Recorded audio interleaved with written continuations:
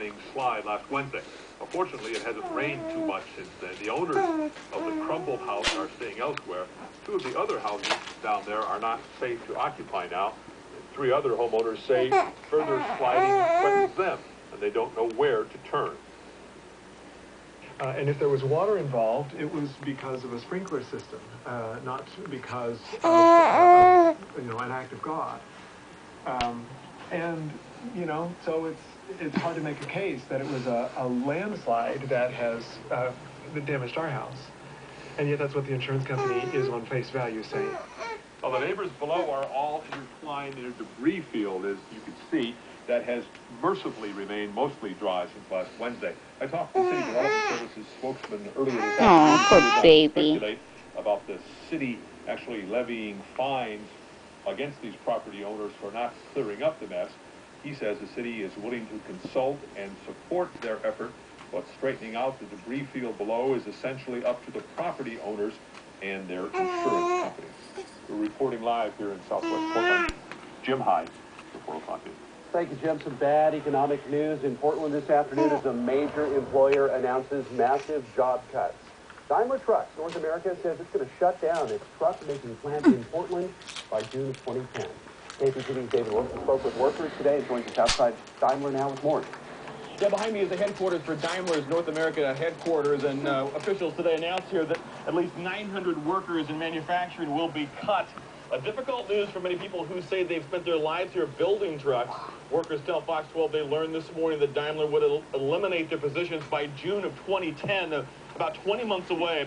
Daimler says the bad economy and depressed demand for new heavy-duty trucks is the cause. Daimler plans on shutting down truck manufacturing operations not only in Portland but in Ontario, Canada as well, laying off about 900 workers in Portland with a total of about 3,500 in North America, including office jobs. Now, some of the manufacturing will also be moved to the Carolinas and then to Mexico, too.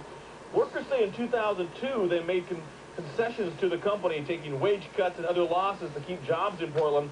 Now those workers are calling Daimler greedy and blame the free trade agreement known as NAFTA for shipping jobs to Mexico, where they say it's cheaper. It's tearing America apart. We've got to repeal that somehow or another. We've got to keep some of these good jobs in America. Some of them have got to stay here. You ain't going to raise your sons and daughters on Starbucks and McDonald's. Well, heavy-duty trucks have been manufactured here in Portland for some 40 years. Daimler says while manufacturing is leaving, it will keep its North American headquarters right here in North Portland. We're live in North Portland this afternoon. David Wilson, the 4 o'clock news. BGE is helping everybody look green with the largest solar power project in the Northwest. 3 roofs around Portland will be covered in thin film solar panels, including the Prologis distribution warehouse in Northeast Portland. That equals about 328,000 square feet of solar panels.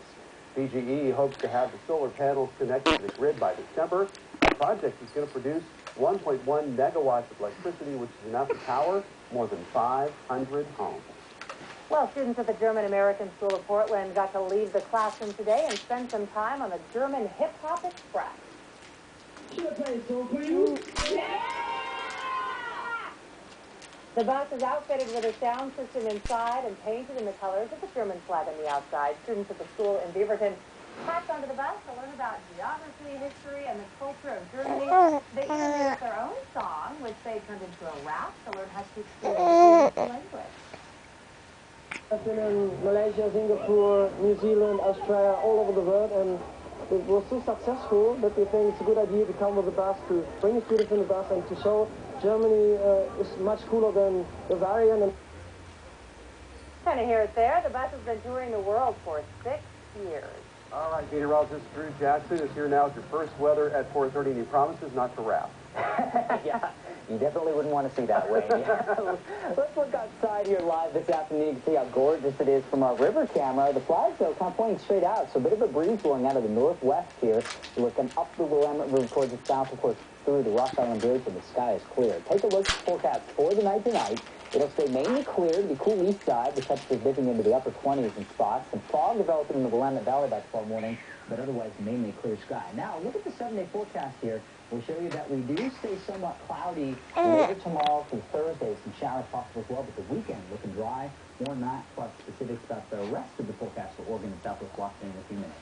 Now let's get a traffic update with Sylvia. And right now, the slowest traffic is on Portland's east side with a traffic jam already developing on I-5 north.